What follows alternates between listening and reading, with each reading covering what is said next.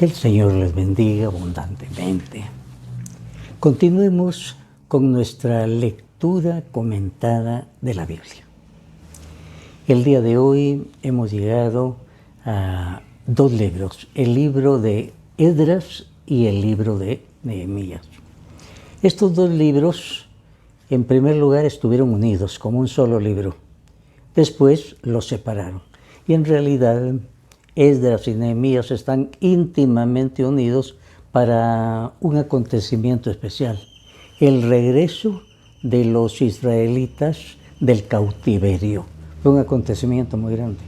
Muchos de ellos habían sido capturados, estuvieron en el exilio, pero después Esdras y Nehemías lograron que el pueblo de Dios volviera otra vez, y de esto narra estos dos libros.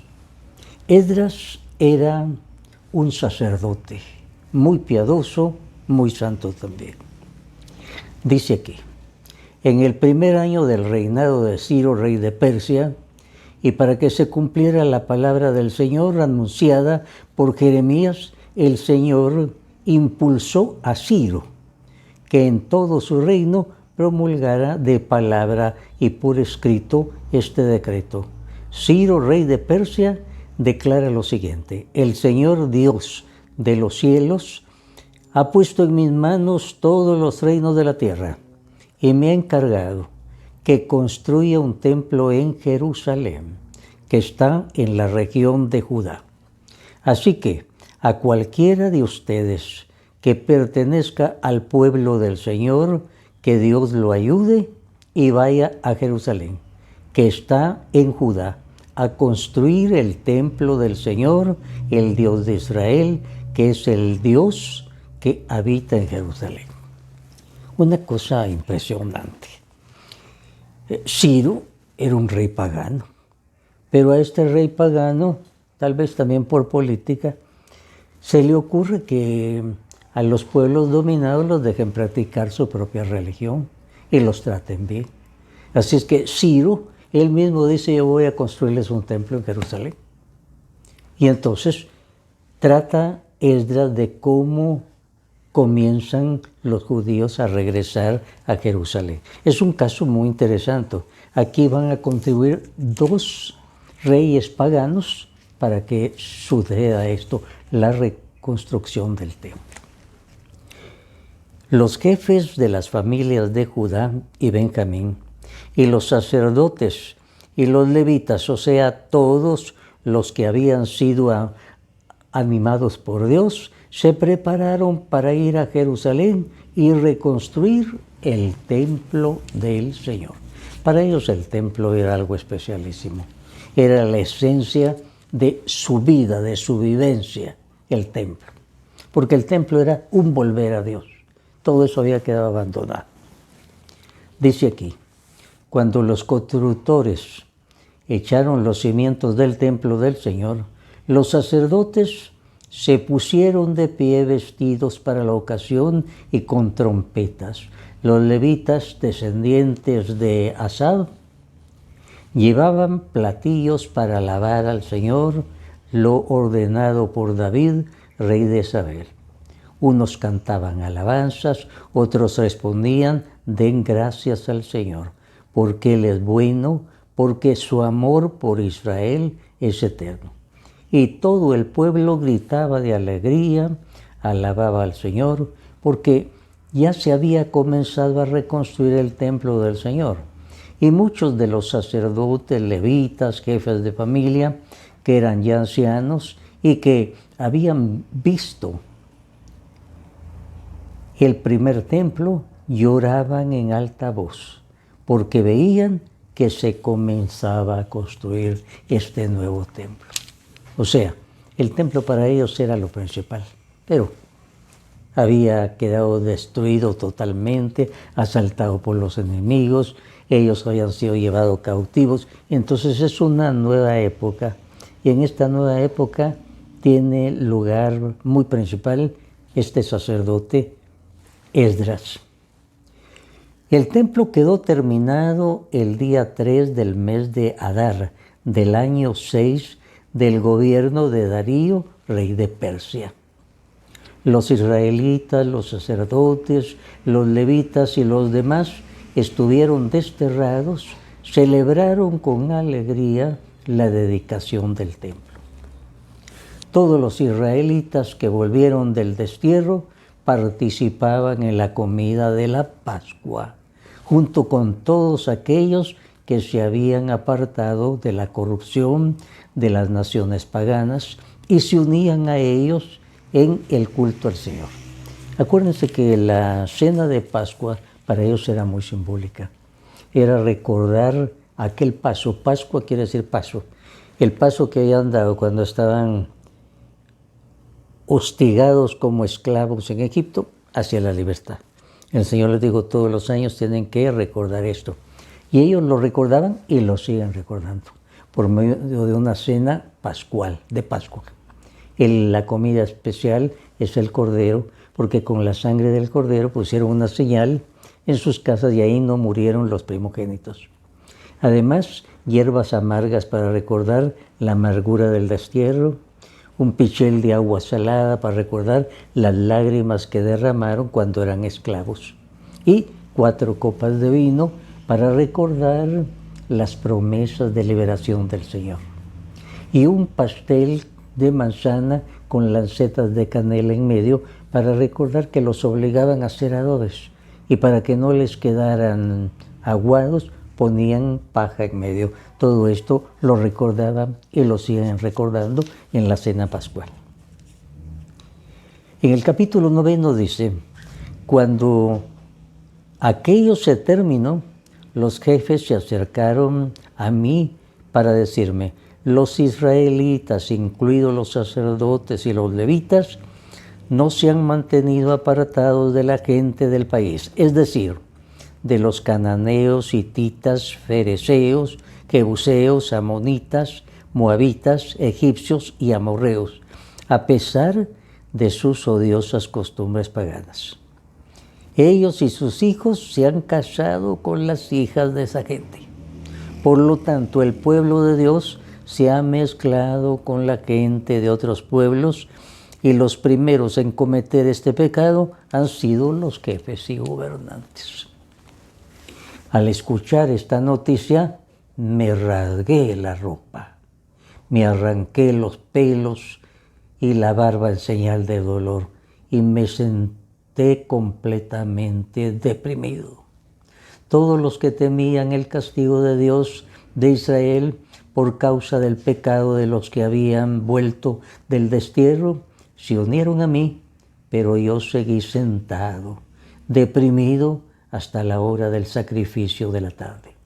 A esa hora me recuperé de mi depresión y todavía con la ropa rasgada comencé a orar al Señor mi Dios diciendo, Dios mío, me siento tan avergonzado y confundido que no sé cómo dirigirme a ti. Nuestras faltas han sobrepasado el límite y nuestras culpas llegan hasta el cielo. Una de las determinaciones que toman ellos, han visto que el pueblo se ha paganizado porque muchos se casaron con mujeres paganas. Entonces ellas lograban imponer la idolatría. Por eso van a tomar una determinación tremenda. Dice aquí, entonces Esdras se puso de pie e hizo prometer solemnemente a los jefes de los sacerdotes y de los levitas y a todos los israelitas que cumplirán su compromiso. Y ellos lo prometieron.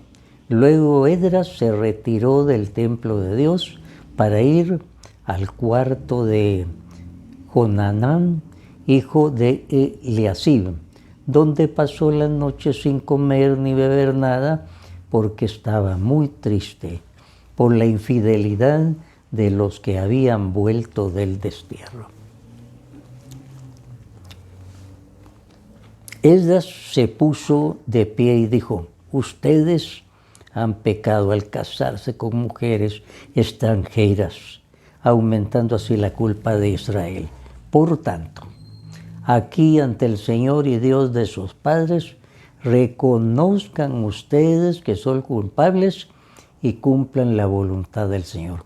Apártense de la gente pagana y de esas mujeres extranjeras. Y toda la gente respondió en voz alta: sí, haremos lo que tú nos ordenas. Bueno, termina el libro de Esdras. Les vuelvo a repetir, un sacerdote que se empeña en reconstruir el templo y reconstruir la espiritualidad del pueblo de Israel. Pero a él le ayudó la parte, llamémosla, laica, el gobernador Nehemías. El gobernador Nehemías no solo va a ser un gobernador, sino hombre de gran piedad. Esos dos unidos van a poder reconstruir el templo de Jerusalén, la espiritualidad del templo. Esta es la historia de Nehemías, hijo de Acalías. En el año 20 del reinado de Artajerjes, en el mes de Quisleu, yo, Nehemías, estaba en la ciudadela de Susa cuando llegó mi hermano Anani con unos hombres que venían de Judá. Entonces les pregunté por Jerusalén y por los judíos que habían escapado ir al destierro. Y me contestaron: los que escaparon de ir al destierro y se quedaron en la provincia están en una situación muy difícil y vergonzosa. En cuanto a Jerusalén, la muralla ha sido derribada y sus puertas han sido destruidas por el fuego. Al escuchar estas noticias me senté a llorar y por algunos días estuve muy triste, ayunando y orando ante el Dios del cielo. Y le dije: Señor, te ruego que ahora atiendas la oración que día y noche te dirijo en favor de tus siervos los israelitas. Reconozco que nosotros los israelitas hemos pecado contra ti. No hemos cumplido los mandamientos. Recuerda que le advertiste que si nosotros pecábamos, nos dispersarías por todo el mundo. Pero si nos volvíamos a ti y cumpliríamos tus mandatos, poniéndolos en práctica, aun cuando fuéramos esparcidos hasta el último rincón del mundo, nos recogerías de ahí y nos llevarías de nuevo al santo lugar que escogiste como residencia de tu nombre. Te pido también que me des éxito y despiertes hacia mí las simpatías del rey. Entonces, aquí también, en tiempos de un rey pagano, este rey pagano colabora para que Nehemías vaya a construir también el templo de Jerusalén. Nehemías no es sacerdote, es un gobernador, pero un gobernador eminentemente religioso. Y aquí nos cuenta Nehemías y nos dice: yo era entonces copero del rey Artajerjes, o sea, en la ciudad pagana. Era el copero de Artajerjes. Y entonces un día lo vio muy triste mientras le servía la copa. Y entonces le dice: algo te está pasando, cuéntame qué te está pasando. Y él le dijo: viva siempre su majestad, y cómo no he de verme triste si la ciudad donde están las tumbas de mis padres se halla en ruinas y sus puertas han sido quemadas. El rey dijo: ¿qué puedo hacer por ti? Entonces me encomendé al Dios del cielo y le respondí al rey: si a su majestad le parece bien y si he alcanzado su favor, pido a su majestad que me mande a Judá, a la ciudad donde están enterrados mis padres, para que yo la reconstruya. El rey, a cuyo lado estaba sentada la reina, me contestó: ¿cuánto tiempo durará tu viaje? ¿Cuándo volverás? Yo le indiqué la fecha y él aceptó dejarme ir. Y el rey me lo concedió todo porque yo contaba con la bondadosa ayuda de mi Dios. Así es que nuevamente un rey pagano. Aquel israelita le dice, estoy triste porque todo es un desastre en Jerusalén. Si usted me lo permite, vuelvo para ayudar en la reconstrucción. Claro que sí, le dice. O sea, un pagano que le paga el viaje también para que él vuelva y le da la comodidad, porque para volver no era fácil. Aquí Nehemías nos dice, ustedes saben bien que nos encontramos en una situación difícil, pues Jerusalén está en ruinas y sus puertas quemadas. Únanse a mí y reconstruyamos la muralla de Jerusalén para que ya no seamos objeto de burla. Y cuando les conté la forma tan bondadosa en que Dios me había ayudado y las palabras que me había dicho el rey, ellos respondieron, comencemos la reconstrucción. Y con muy buen espíritu se animaron unos a otros. Para ellos el templo era algo básico, hay que entenderlo. El templo era como la esencia de su religión. El templo significaba un volver a la espiritualidad antes. Todos estos estaban contaminados. Habían estado muchos años en el cautiverio, se habían casado con mujeres paganas, muchos habían sido torcidos hacia los dioses paganos, entonces no era fácil. Comienzan entonces la reconstrucción, pero aparecen los enemigos también.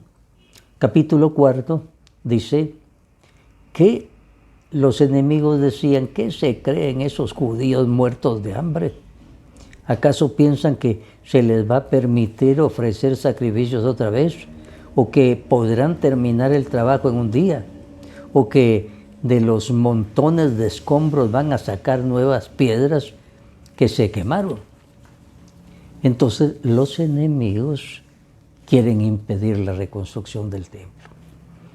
Y por eso la forma de trabajar de ellos en este momento dice así, en el mismo capítulo 4 del versículo 16 en adelante. Yo les escojo los pasajes principales para hacer un resumen del libro y que ustedes gusten la misma palabra de Dios.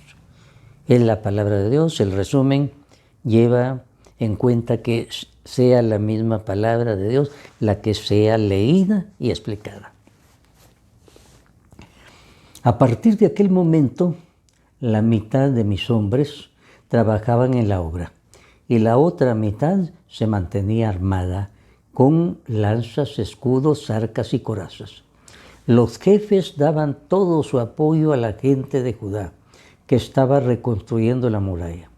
Los cargadores seguían llevando cargas, pero con una mano trabajaban y con la otra sujetaban el arma.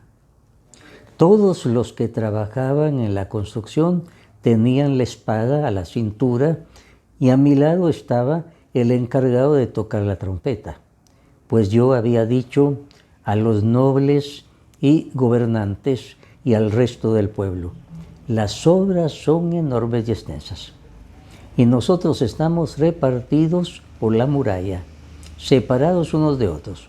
Por lo tanto, allá donde escuchen el toque de la trompeta, únanse a nosotros, y nuestro Dios luchará a nuestro lado. Así es que la forma de reconstruir el templo es muy impresionante.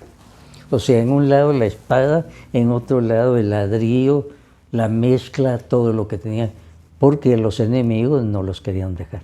Entonces sonaba una trompeta y en cualquier lugar que estuvieran se reunían todos. Señal de la unidad de este pueblo. Este pueblo ha sido muy unido para todo, para la guerra, para la religión, pero también se hundieron en el alejamiento a Dios, en dejarse contagiar por las divinidades paganas.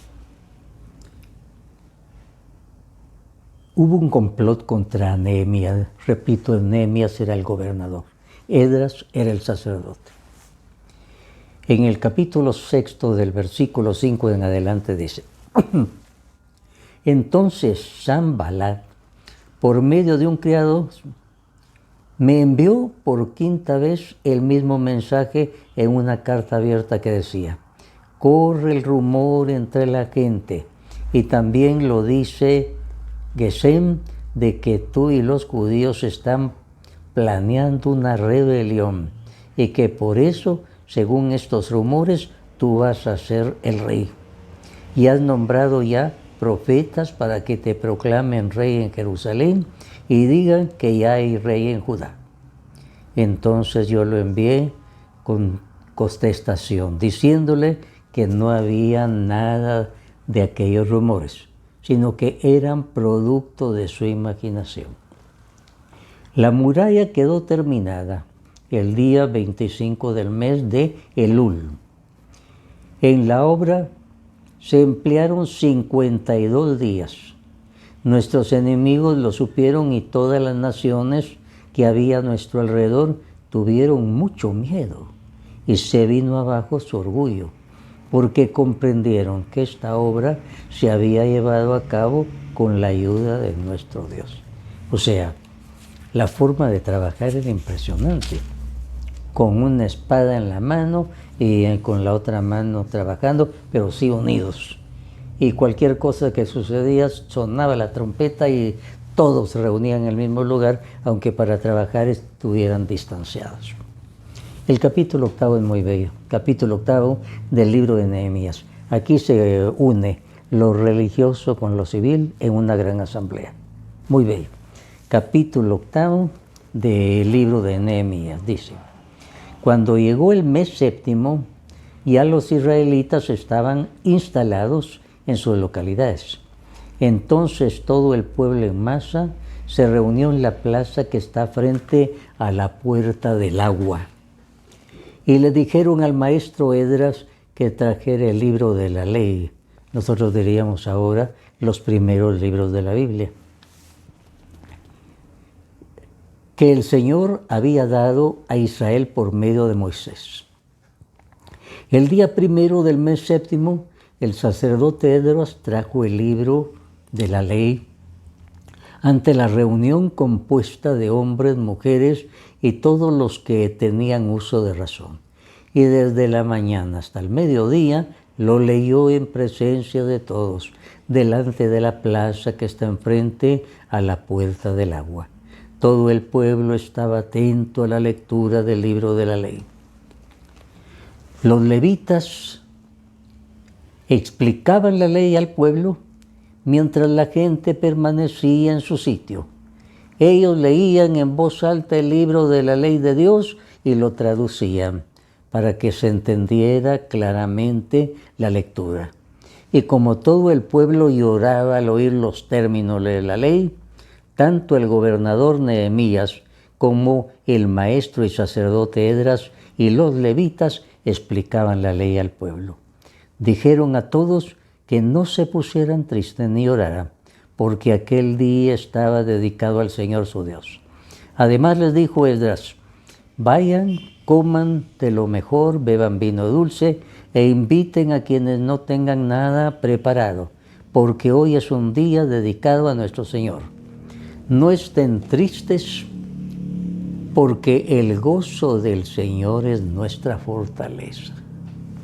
También los levitas calmaban a la gente diciéndoles que se callaran y no lloraran, porque era un día dedicado al Señor. Veía esta asamblea del capítulo 8 de Nehemías. Todos, tanto el gobernador Nehemías como el sacerdote, reúnen al gentío. ¿Y qué es lo que hace? La lectura, desde la mañana hasta el mediodía, de la ley, es decir, de los primeros libros de la Biblia. Y los levitas y los maestros explican al pueblo. Y de aquí viene que para reconstruir el pueblo, lo primero pues la lectura de la ley del Señor. Y lloraron y clamaron y rezaron, y así estaban reconstruyendo no solo el pueblo, sino el templo también. Entre las reformas que Nehemías presentó están las siguientes. Dice aquí en el capítulo 13: los obligué a jurar por Dios que no permitirían más que sus hijas e hijos se casaran con extranjeros, ni aceptarían como esposas para sus hijos o para ellos mismos a las mujeres de ellos. Les dije además, este fue el pecado de Salomón, rey de Israel. Y a pesar de que entre las muchas naciones no hubo un rey como él, y de que Dios lo amó y lo puso como rey de todo Israel, las mujeres extranjeras lo hicieron pecar. Por lo tanto, no se tolerará que ustedes pequen tan gravemente contra nuestro Dios, casándose con mujeres extranjeras. Dios mío, acuérdate de los que han manchado el sacerdocio y el pacto sacerdotal y levítico. Así que los limpié de todo lo que era extranjero y organicé los turnos de sacerdotes y levitas, cada cual en su obligación, la provisión de leña en las fechas señaladas y la entrega de los primeros frutos. Dios mío, acuérdate de favorecerme. Así termina el libro de Nehemías. Muy bellos estos dos libros, Esdras y Nehemías.